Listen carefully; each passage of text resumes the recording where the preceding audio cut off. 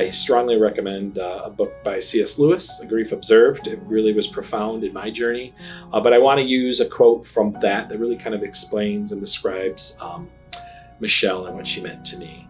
And so she was my daughter and my mother, my pupil and my teacher, my subject and my sovereign, and always holding all things in solution, my trusty comrade, friend, shipmate, fellow soldier, my mistress, but at the same time, all that any man friend, and I have good ones, has ever been to me, perhaps more.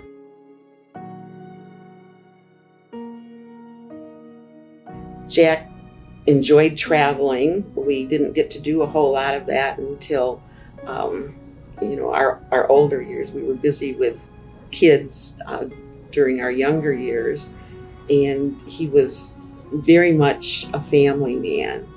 And one of my best memories that I have was we were able to combine traveling and our family, and for our 50th wedding anniversary, we took the whole family, kids, grandkids, spouses, and went to St. Lucia for a week.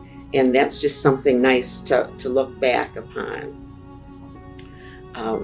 Jack was very much into his family and his job. He was a selfless person in many ways, and loved Northern Michigan too.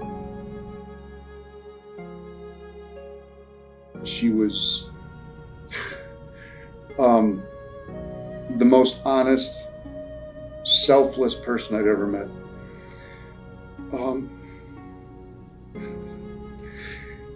She always wanted to do things for others, doing things for her kids, for her sisters. She, holiday, a birthday, an occasion came up, she always wanted to get the meal together. She always wanted to, make sure everybody had a good time, to gather people together.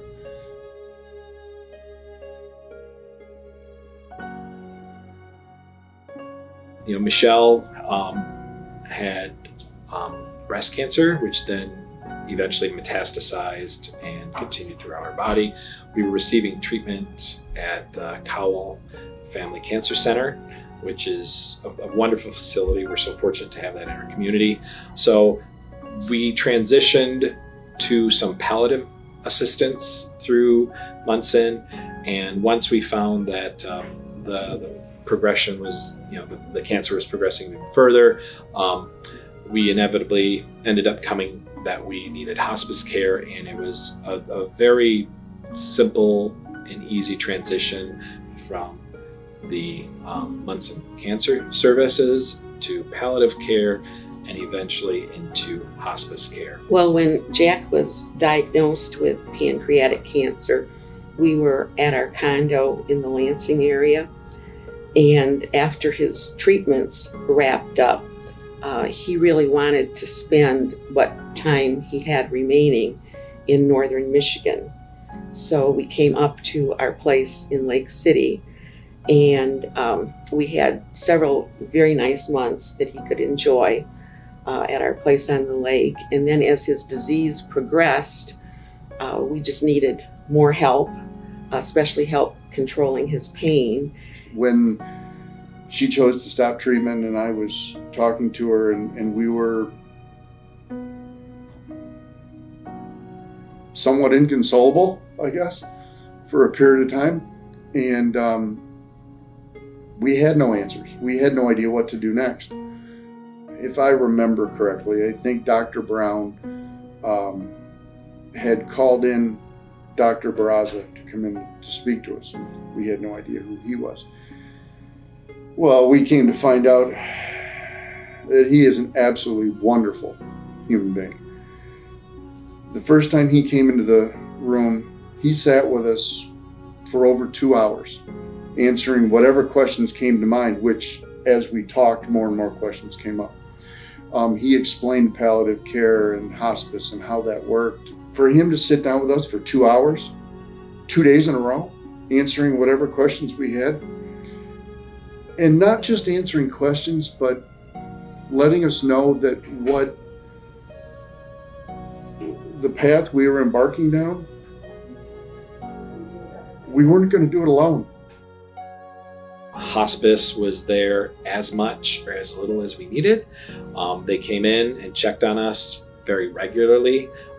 They did things like, bathing Michelle, draining her catheter because fluid is building up on her lungs, did checks on her, making sure her medication was going as well as needed to be, answering every silly question that I had. So I'm sure I drove them crazy, but hospice was truly amazing in that regard. He was not thinking straight. He kept thinking he could get out of bed and walk places and drive cars and do things. So you just could not take your eyes off of him at all. So we were very, very relieved, and our stress was reduced when Jack was able to enter the hospice house. And I believe that Jack felt at times that he was difficult to care for and that it was hard on his family. And I think that distressed him. And I think he was also relieved when we came here to the hospice house. All the nurses and aides that came by were very diligent and knowledgeable on the restrictions and administering services and treatments. It was amazing how much they knew in such little time, and how comfortable they made us all feel with everything related to COVID and how we were all not only dealing with the knowing the loss of our loved one was approaching, but also dealing with the pandemic, which was right at the beginning stages of. We looked into different kinds of care plans, and because of COVID, none of the care facilities in the area were allowing visitors. And I just was very determined not to let my husband die alone. And coming here to the hospice house allowed limited visitation, and I could be with him and next to him during his final days. You need help in this time, and you need to seek out help. So I made a conscious effort to, if people offered, to accept the help offered. And so there were, from hospice, Munson Hospice, I was receiving mailings. And I also received a phone call or two from Erin Gray. She introduced or had mentioned the grief recovery program that was being administered under the umbrella of Munson Hospice through Sharon Newman. So I reached out to Sharon, and we had a couple conversations, and she signed me up for the class. Honestly, I don't know where I would be today if it wasn't for that group and the services I received through Sharon. I remember walking into the kitchen, and I saw on that island, I saw Erin's card, and I said, I need to make that call. So I did.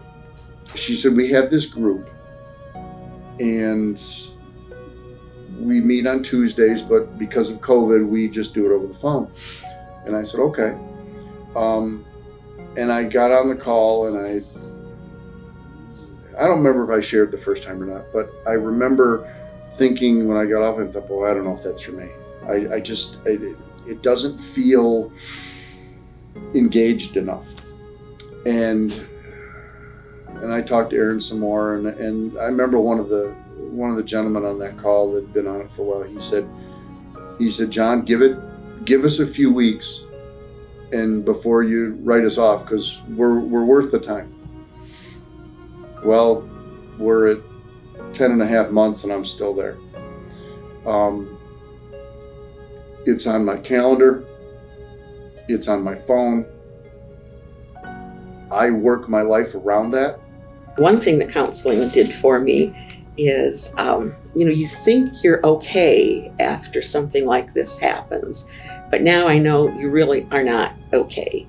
I was forgetting things. I was very indecisive. I just was not myself, and I was starting to worry, what's going on. And through the counseling I received, I realized that what I was going through was pretty normal, and that was very reassuring, believe me. And it was just very, very helpful to me. Munson Hospice and the bereavement program, they allow you to be yourself and to try and be the best version of you that you can be. And without Aaron and Sharon and Karen, who I've talked to now, and all the people that have been involved, I wouldn't be sitting here. If I would have to use a few words to describe the Munson Hospice care team, I would have to use compassionate, kind, courteous, sincere, knowledgeable. They provided, places for me to rest. They saw to it that I was hydrated, I had something to eat and drink. So not only did they take excellent care of my husband, they took care of me too, and I really appreciated that.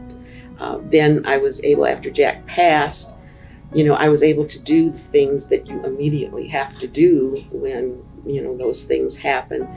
And I had recovered enough that I was able to do that. I wouldn't have been able to do that without the excellent care that I received here too.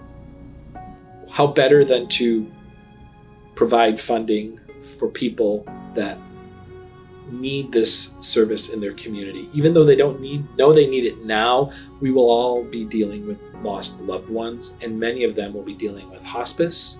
How better a way to show love to our community by then helping your neighbor in some of the most trying and most difficult times of their life when they're losing their loved ones. So I cannot express enough how important it is to have the resources we have here with Munson Hospice.